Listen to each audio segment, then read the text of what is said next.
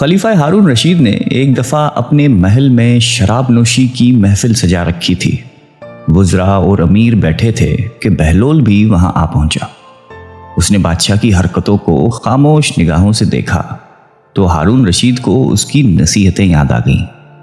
نشے کے ترنگ میں اس نے سوچا کہ اس سے پہلے کہ بہلول کوئی ایسی بات کر دے جس سے میرا سر جھک جائے، وہ خود پہل کرے۔ اور اس نے بہلول سے کہا کہ بہلول میرے ایک سوال کا جواب دو گے؟ بہلول نے کہا جی ہاں حضور۔ ہارون رشید نے سوال کیا کہ بہلول یہ بتاؤ کہ اگر کوئی شخص انگور کھا رہا ہو تو کیا وہ حرام ہے؟ بہلول نے جواب دیا کہ بالکل نہیں۔ ہارون نے کہا کہ اگر وہ انگور کھا کر پانی پی لے تو؟ بہلول نے جواب دیا کہ جناب کوئی حرج نہیں ہے۔ ہارون نے آگے کہا کہ اب یہی شخص انگور کھا کے اور پانی پی کر اس کے بعد دھوپ میں بیٹھ جائے تو پھر؟ بہلول نے جواب دیا کہ محترم کوئی مذائقہ نہیں ہے، جتنی دیر چاہے بیٹھے۔ پھر آگے فرمایا کہ تو پھر بہلول تم خود ہی بتاؤ کہ یہی انگور اور پانی کچھ عرصہ دھوپ میں رکھ دیے جائیں تو حرام کیوں ہو جاتے ہیں؟ ہارون رشید نے بڑے فخر کے ساتھ اپنا فلسفہ بیان کیا۔ اب بہلول نے ہارون سے کہا کہ اگر اجازت ہو تو میں چند سوالات آپ سے کروں؟ ہارون نے کہا کہ جی اجازت ہے۔ بہلول نے سوال کیا کہ علی جاں یہ بتائیے کہ اگر کسی آدمی کے سر پہ تھوڑی سی مٹی ڈال دی جائے تو کیا اس کو کوئی نقصان پہنچے گا؟ خلیفہ ہارون رشید نے فوراً جواب دیا کہ نہیں۔ اس کے بعد اگر اس کے سر پہ تھوڑا سا پانی ڈال دیں تو کیا اس شخص کو کوئی تکلیف ہوگی؟ ہارون بولا کہ نہیں، بالکل نہیں ہوگی۔ پھر بہلول بولا کہ اگر اس مٹی اور پانی کو ملا کر ایک اینٹ بنائی جائے اور اس شخص کے سر پہ ماری جائے تو کیا نقصان ہوگا؟ تم بھی عجیب باتیں کرتے ہو بہلول۔ ہارون ہنسا اور کہا کہ اس کا تو سر ہی پھٹ جائے گا۔ تو پھر عالی مقام اگر آپ غور فرمائیں تو آپ کو یہ معلوم ہوگا کہ جس طرح مٹی اور پانی مل کر انسان کا سر پھوڑ سکتے ہیں، اس طرح انگور اور پانی بھی مل کر ایسی چیز بنا دیتے ہیں جو حرام اور ناپاک ہے، جس کے پینے سے انسان کی عقل ماری جاتی ہے اور اس کے برے اور بھلے کی تمیز نہیں رہتی۔ اس لیے اسلام نے اس کے پینے والے پر سزا واجب کی ہے۔ بغداد کے ایک بڑے بازار میں ایک فقیر نان بائی کی دکان کے سامنے سے گزر رہا تھا۔ اس نے ہر طرح کے کھانے چولہوں پر چڑھائے ہوئے تھے جس سے بھاپ نکل رہی تھی۔ ان کھانوں کی خوشبو ان کی لذت کا پتہ دے رہی تھی اور ارد گرد کے گزرنے والوں کو اپنی طرف متوجہ کر رہی تھی۔ بیچارے فقیر کا دل بھی للچایا، لیکن غریب کے پاس مال کہاں تھا جو ان کھانوں کی لذت خرید سکتا۔ لیکن وہاں سے ہٹنے کا بھی دل نہیں چاہ رہا تھا۔ کھانوں میں اتنی خوشبو تھی کہ بھوک پڑ رہی تھی۔ بلاخر اس نے اپنے تھیلے کو کھولا، اس میں سے سوکھی ہوئی روٹی نکالی اور کھانے کی دیگ کی بھاپ سے اسے نرم کر کے کھانے لگا، جس میں کھانے کی خوشبو بسی ہوئی تھی۔ نان بھائی چپ چاپ یہ تماشا دیکھ رہا تھا۔ جب فقیر کی روٹی ختم ہوئی اور وہ چلنے لگا تو نان بھائی نے اس کا راستہ روک کر کہا کہ کیوں مسٹنڈے، کہاں بھاگ رہا ہے؟ لا میرے پیسے نکال۔ کون سے پیسے؟ فقیر نے حیران ہو کر پوچھا۔ اچھا کون سے پیسے؟ ابھی جو نے میرے کھانے کی باپ کے ساتھ روٹی کھائی ہے وہ کیا تیرے باپ کی تھی؟ اس کی قیمت کون چکائے گا؟ عجیب انسان ہو تم، فقیر نے کہا۔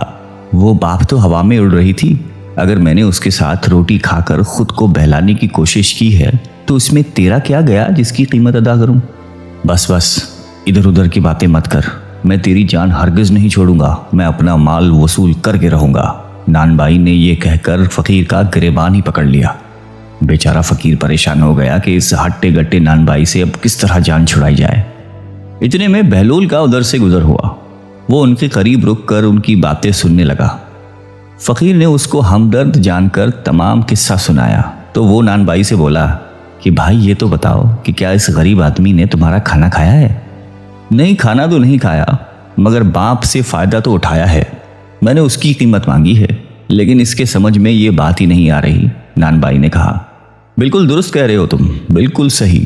بہلول نے سر ہلایا اور اپنی جیب سے مٹھی بھر کر سکے نکالے اور وہ ایک ایک کر کے ان سکوں کو زمین پہ گراتا جاتا اور کہتا کہ نان بھائی یہ لے پیسوں کی آواز پکڑ، یہ لے اپنے کھانے کی باپ کی قیمت، ان سکوں کی کھنک میں وصول کر لے، لے یہ سکون کی آواز تیرے کھانے کی خوشبو کی قیمت ہے۔ ارد گرد کھڑے لوگ ہنس ہنس کر پاگل ہو گئے تھے۔ نان بھائی اپنے خفت مٹا کر بولا کہ یہ پیسے دینے کا کون سا طریقہ ہے؟ بہلول نے جواب دیا کہ اگر تو اپنے کھانے کی بھاپ اور خوشبو بیچے گا तो इसकी कीमत तुझे सिक्कों की आवाज की सूरत में ही अदा की जा सकती है। बहलोल दाना हमेशा की तरह एक दिन हारून रशीद को नसीहत करने के लिए शाही महल में आए।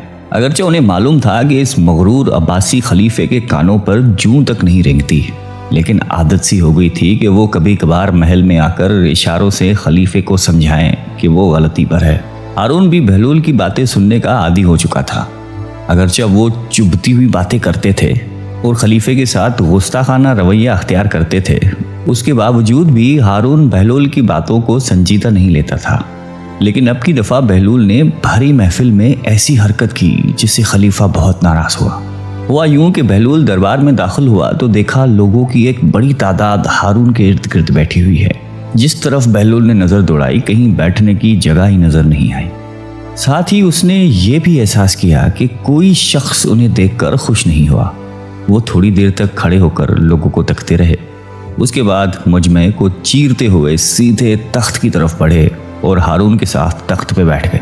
दरबार में बैठे हुए खुशामदी लोग चीखने चिल्लाने लगे कि ये कैसी हरकत है। यकीनन बहलोल दीवाना हो गया है।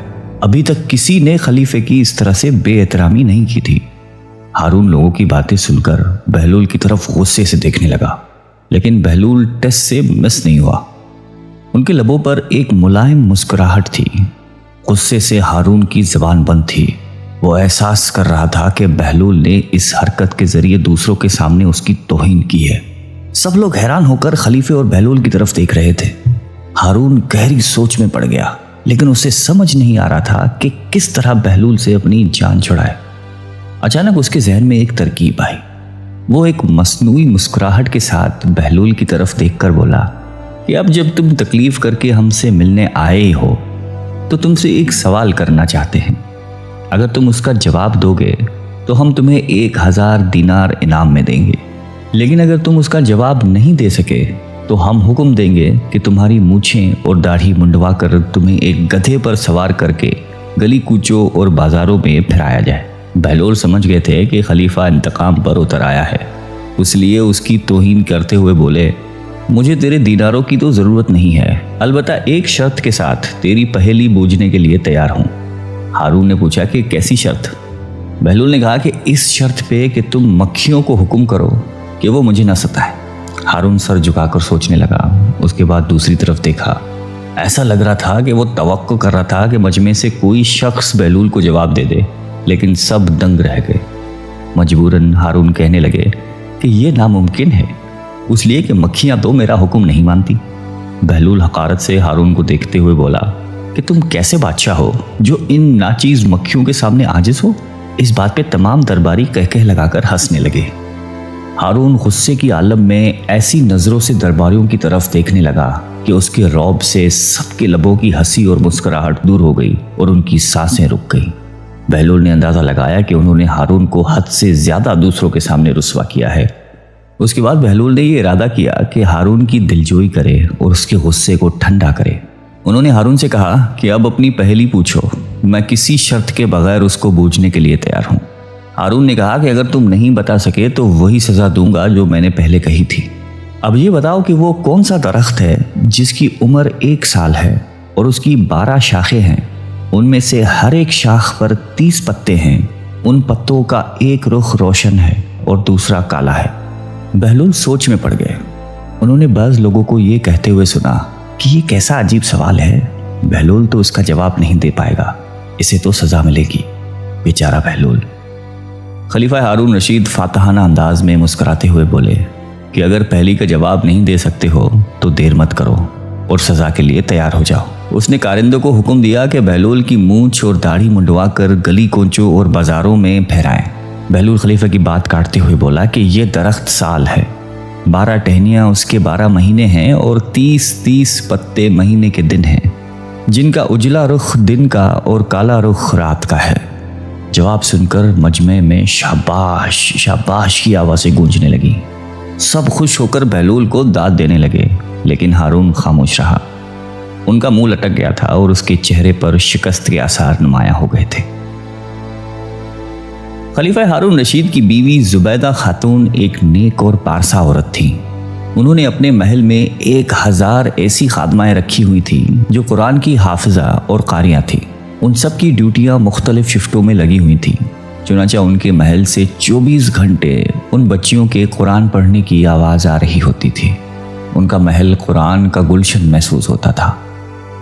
ایک دن ہارون رشید اپنی بیوی کے ساتھ دریا کے کنارے ٹہل رہا تھا کہ ایک جگہ بہلول دانا کو بیٹھے ہوئے دیکھا۔ اس نے کہا السلام علیکم۔ بہلول دانا نے جواب میں وعلیکم السلام کہا۔ ہارون رشید نے کہا کہ بہلول آپ یہاں کیا کر رہے ہیں؟ انہوں نے کہا کہ ریت پہ گھر بنا رہا ہوں۔ پوچھا کہ کس لیے بنا رہے ہو؟ جواب دیا کہ جو آدمی اس کو خریدے گا میں اس کے لیے دعا کروں گا کہ اللہ رب العزت ان کے بدلے ان کو جنت میں گھر عطا فرما دے۔ بادشاہ نے کہا کہ بہلول اس گھر کی کیا قیمت ہے؟ انہوں نے کہا کہ صرف 1 دینار۔ ہارون رشید نے سمجھا کہ یہ دیوانے کی کوئی بے وقوفی ہے، لہٰذا وہ آگے چلا گیا۔ ان کے پیچھے زبیدہ خاتون آئیں۔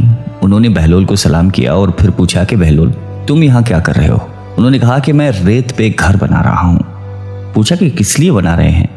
بہلول نے جواب دیا کہ جو آدمی اس گھر کو خریدے گا میں اس کے لیے دعا کروں گا کہ اللہ تعالیٰ اس کے بدلے ان کو جنت میں گھر عطا فرمائے۔ انہوں نے پوچھا کہ بہلول اس گھر کی کیا قیمت ہے؟ بہلول نے کہا کہ فقط 1 دینار۔ زبیدہ خاتون نے 1 دینار نکال کر ان کو دے دیا اور کہا کہ میرے لیے دعا کرنا۔ وہ دعا لے کر چلی گئی۔ رات کو جب ہارون رشید سویا تو اس نے خواب میں جنت کے مناظر دیکھے۔ آبشاریں، پھل و پھول وغیرہ دیکھنے کے علاوہ بڑے اونچے اونچے خوبصورت محلات بھی دیکھے۔ ایک سرخ یاقوت کے بنے ہوئے محل پر اس نے زبیدہ کا نام لکھا ہوا دیکھا۔ ہارون رشید نے سوچا کہ میں دیکھوں تو صحیح کہ یہ میری بیوی کا ہی گھر ہے۔ وہ محل میں داخل ہونے کے لیے جیسے ہی دروازے پر پہنچا تو ایک دربان نے ان کو روک دیا۔ ہارون رشید کہنے لگا کہ اس پر تو میری بیوی کا نام لکھا ہوا ہے، لہٰذا مجھے اندر جانے دیجیے۔ دربان نے کہا کہ نہیں، یہاں کا دستور الگ ہے۔ جس کا نام ہوتا ہے اسی کو اندر جانے کی اجازت ہوتی ہے، کسی اور کو اجازت نہیں ہوتی، لہٰذا تم کو داخل ہونے کی اجازت نہیں ہے۔ جب دربان نے ہارون رشید کو پیچھے ہٹایا تو اس کی آنکھ کھل گئی۔ بیدار ہونے پر فوراً خیال آیا کہ مجھے تو لگتا ہے بہلول کی دعا زبیدہ کے حق میں اللہ تعالیٰ نے قبول کر دی ہے۔ پھر اسے خود پر افسوس ہوا کہ میں بھی اپنے لیے ایک گھر خرید لیتا تو کتنا اچھا ہوتا۔ وہ ساری رات اسی افسوس میں کروٹیں بدلتا رہا۔ صبح ہوئی تو اس کے دل میں خیال آیا کہ آج پھر میں اس دریا کے کنارے جاؤں گا۔ اگر آج مجھے بہلول مل گیا تو میں بھی ایک گھر خرید لوں گا۔ چنانچہ وہ شام کو پھر اپنی بیوی کو لے کر چل پڑا۔ وہ بہلول کو تلاش کرتے ہوئے ادھر ادھر دیکھ رہا تھا کہ اچانک اس نے دیکھا کہ بہلول ایک جگہ بیٹھ کر اسی طرح مکان بنا رہے ہیں۔ ہارون رشید نے السلام علیکم کہا۔ بہلول نے کہا وعلیکم السلام۔ ہارون رشید نے پوچھا کہ کیا کر رہے ہو؟ بہلول نے کہا کہ میں گھر بنا رہا ہوں۔ ہارون رشید نے پوچھا کہ کس لیے؟ بہلول نے کہا کہ جو آدمی یہ گھر خریدے گا میں اس کے حق میں یہ دعا کروں گا کہ اللہ تعالیٰ اس کے بدلے اسے جنت میں گھر عطا فرمائے۔ ہارون رشید نے پوچھا کہ بہلول اس گھر کی کیا قیمت ہے؟ بہلول نے کہا کہ اس کی قیمت پوری دنیا کی بادشاہی ہے۔ ہارون رشید نے کہا کہ اتنی قیمت تو میں نہیں دے سکتا۔ کل تو آپ 1 دینار کے بدلے دے رہے تھے اور آج پوری دنیا کی بادشاہت مانگ رہے ہو۔ بہلول دانا نے کہا کہ بادشاہ سلامت، کل بن دیکھے کا معاملہ تھا اور آج دیکھا ہوا معاملہ ہے۔ کل بن دیکھے کا سودا تھا اس لیے سستا مل رہا تھا، آج چونکہ دیکھ کے آئے ہیں اس لیے اب اس کی قیمت بھی زیادہ دینی پڑے گی۔ بہلول دانا ایک مرتبہ قبرستان میں بیٹھے ہوئے تھے کہ کسی نے پوچھا کہ بہلول یہاں کیا کر رہے ہو؟ کہنے لگے کہ ایسے لوگوں کے پاس ہوں کہ ان کی صحبت مجھے تکلیف نہیں دیتی اور اگر ان سے دور رہوں تو یہ میری غیبت نہیں کرتے۔ پوچھنے والے نے دوبارہ کہا کہ مہنگائی بہت بڑھ گئی ہے، اس میں کمی کی دعا کریں۔ کہنے لگے کہ اللہ کی قسم مجھے تو کوئی پرواہ نہیں، چاہے گندم کے 1 دانے کی قیمت 1 دینار ہی کیوں نہ ہو جائے، اس لیے کہ اللہ پاک کا ہم پر حق ہے کہ ہم اس کے حکم کے مطابق اس کی عبادت کریں، اور اللہ پر ہمارا یہ حق ہے کہ وہ اپنے وعدے کے مطابق ہمیں رزق دے۔ جب رزق کی ذمہ داری اللہ پاک نے لی ہے تو مجھے فکر کرنے کی کوئی ضرورت نہیں ہے۔ کہتے ہیں ایک بار شیخ جنید بغدادی رحمۃ اللہ علیہ سفر کے ارادے سے بغداد روانہ ہوئے۔ حضرت شیخ کے کچھ مرید بھی ساتھ تھے۔ شیخ نے مریدوں سے پوچھا کہ تم لوگوں کو بہلول کا حال معلوم ہے؟ لوگوں نے کہا کہ حضرت وہ تو ایک دیوانہ ہے، آپ اس سے مل کے کیا کریں گے؟ شیخ نے جواب دیا کہ ذرا بہلول کو تلاش کیجئے، ہمیں ان سے کام ہے۔ مریدوں نے شیخ کے حکم کی تکمیل کی۔ تھوڑی جستجو کے بعد ایک صحرا میں حضرت بہلول کو ڈھونڈ نکالا اور شیخ کو اپنے ساتھ لے کر وہاں پہنچے۔ شیخ جنید بغدادی جب بہلول کے سامنے گئے تو دیکھا کہ حضرت بہلول سر کے نیچے اینٹ رکھ کر لیٹے ہوئے ہیں۔ شیخ نے سلام کیا تو بہلول نے جواب دے کر پوچھا کہ تم کون ہو؟ شیخ نے جواب دیا کہ میں جنید بغدادی ہوں۔ تو اے ابو قاسم، تم ہی وہ شیخ بغدادی ہو جو لوگوں کو بزرگوں کی باتیں سکھاتا ہے؟ جی ہاں، کوشش ضرور کرتا ہوں، شیخ نے جواب دیا۔ بہلول نے پوچھا کہ اچھا تو تم اپنے کھانے کا طریقہ تو جانتے ہوگے؟ جنید بغدادی نے کہا کہ کیوں نہیں، بسم اللہ پڑھتا ہوں اور اپنے سامنے کی چیز کھاتا ہوں، چھوٹا نوالا بناتا ہوں، آہستہ آہستہ چباتا ہوں، دوسرے کے نوالے پر نظر نہیں ڈالتا اور کھانا کھاتے وقت اللہ کی یاد سے غافل نہیں ہوتا۔ پھر دوبارہ کہا کہ جو لقمہ بھی کھاتا ہوں الحمدللہ کہتا ہوں، کھانا شروع کرنے سے پہلے ہاتھ دھوتا ہوں اور فارغ ہوتے ہی ہاتھ دھوتا ہوں۔ یہ سن کر بہلول اٹھ کر کھڑے ہوئے اور اپنا دامن شیخ کی طرف جھڑک دیا۔ پھر ان سے کہا کہ تم تو انسانوں کے پیر و مرشد بننا چاہتے ہو اور یہ حال ہے کہ اب تک کھانے پینے کا طریقہ بھی نہیں جانتے۔ یہ کہہ کر بہلول نے اپنا راستہ لے لیا۔ شیخ کے مریدوں نے کہا کہ یا حضرت، یہ شخص تو دیوانہ ہے۔ ہاں دیوانہ تو ہے، مگر اپنے کام کے لیے ہوشیاروں کے بھی کان کاٹتا ہے۔ اس سے سچی بات سننا چاہیے، آؤ اس کے پیچھے چلے۔ بہلول ایک ویرانے تک پہنچ کر ایک جگہ بیٹھ گیا۔ شیخ بغدادی اس کے پاس پہنچے تو انہوں نے شیخ سے پھر وہی سوال کیا کہ کون ہو؟ آپ نے کہا کہ میں ہوں شیخ بغدادی جو کھانا کھانے کا طریقہ نہیں جانتا۔ بہلول نے کہا کہ خیر، تم کھانا کھانے کے آداب سے تو ناواقف ہو، لیکن گفتگو کا طریقہ تو جانتے ہی ہوگے۔ شیخ نے جواب دیا کہ جی ہاں، جانتا تو ہوں، ہر ایک بات ایک اندازے کے مطابق کرتا ہوں، بے موقع اور بے حساب نہیں بولتا، سننے والوں کی سمجھ کا اندازہ کر کے خلق خدا کو اللہ اور رسول کے احکام کے بارے میں بتاتا ہوں۔ یہ خیال رکھتا ہوں کہ اتنی باتیں نہ کہوں کہ لوگ مجھ سے بیزار ہو جائیں۔ باطنی اور ظاہری علوم کے نقطہ نظر میں رکھتا ہوں۔ اس کے ساتھ گفتگو کے آداب سے متعلق کچھ اور باتیں بھی بیان کیں تو بہلول نے کہا کہ کھانا کھانے کے آداب تو ایک طرف، تمہیں تو بات کرنے کا بھی ڈھنگ نہیں آتا۔ پھر شیخ سے منہ پھیر کر ایک طرف چل دیے۔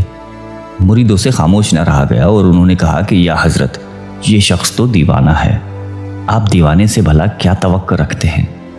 حضرت جنید بغدادی نے کہا کہ مجھے تو اس سے ابھی اور کام ہے، تم لوگ نہیں سمجھ سکتے۔ اس کے بعد شیخ نے پھر بہلول کا پیچھا کیا۔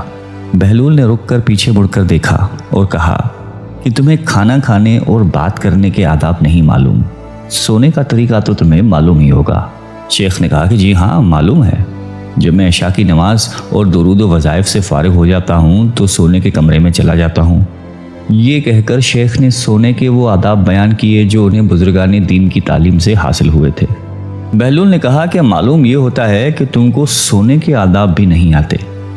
یہ کہہ کر بہلول نے جانا چاہا تو حضرت جنید بغدادی نے ان کا دامن پکڑ لیا اور کہا کہ اے حضرت، میں نہیں جانتا، اللہ کے واسطے تم مجھے سکھا دو۔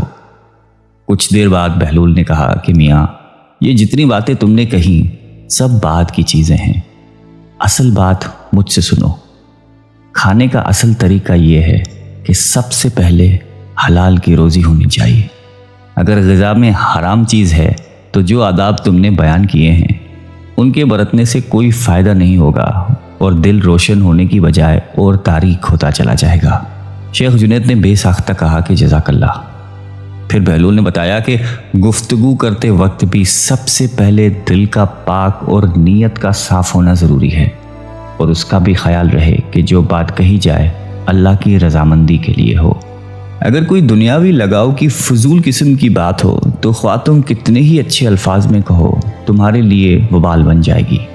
اس لیے ایسے کلام سے خاموشی بہتر ہے۔ اسی طرح سونے کے متعلق جو تم نے مجھ سے کہا وہ بھی اصل مقصود نہیں ہے۔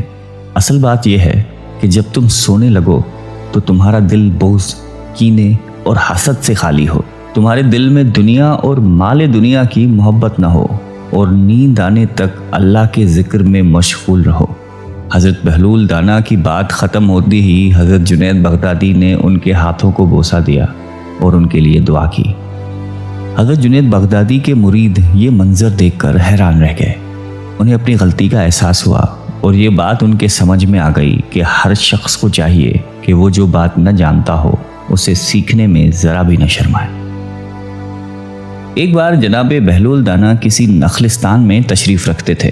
ایک تاجر کا وہاں سے گزر ہوا۔ وہ آپ کے پاس آیا، سلام کر کے سامنے بیٹھ گیا اور انتہائی ادب سے گزارش کی کہ حضور، تجارت کی کون سی ایسی چیز خریدوں جس میں نفع ہو؟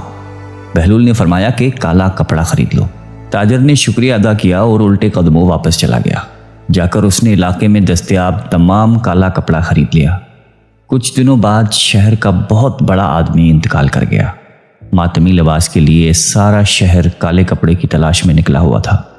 اب کپڑا سارا اس تاجر کے پاس ذخیرہ تھا۔ اس نے منہ مانگے داموں پر فروخت کیا اور اتنا نفع کمایا کہ جتنا ساری زندگی نہیں کمایا تھا، اور بہت ہی امیر و کبیر ہو گیا۔ کچھ عرصے بعد وہ گھوڑے پر سوار کہیں سے گزرا۔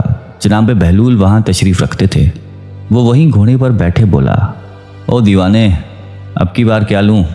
بہلول نے فرمایا کہ تربوزے لے لو۔ وہ بھاگا گیا اور ساری دولت سے پورے ملک کے جتنے تربوزے تھے وہ خرید کے ذخیرہ کر لیے۔ ایک ہی ہفتے میں سب خراب ہو گئے اور وہ کوڑی کوڑی کو محتاج ہو گیا۔ اسی خستہ حالی میں گھومتے پھرتے پھر ان کی ملاقات بہلول سے ہوئی تو انہوں نے کہا کہ یہ آپ نے میرے ساتھ کیا کیا ہے؟ جناب بہلول نے فرمایا کہ میں نے نہیں، تیرے لہجوں اور الفاظوں نے سب کیا ہے۔ جب تو نے ادب سے پوچھا تو مالا مال ہو گیا، جب گستاخی سے پوچھا تو کنگال ہو گیا۔ اس کو کہتے ہیں با ادب با نصیب، بے ادب بے نصیب۔